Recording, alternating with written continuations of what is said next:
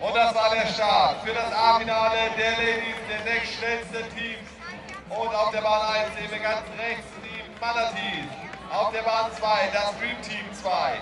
Auf der Bahn 3 She Dragons. Auf der Bahn 4 die Lady Dragon.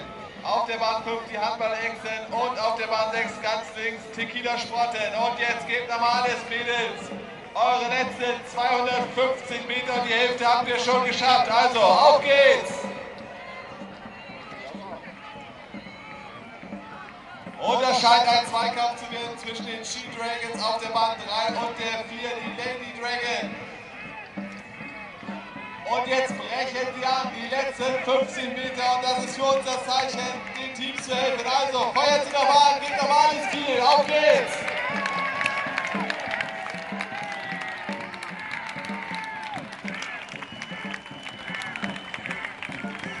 Und was ist das für ein Finish? Auf der Bahn 3, die She Dragons gewinnen das Rennen vor den Lady Dragon auf der Bahn 4. Wer wird Dritter?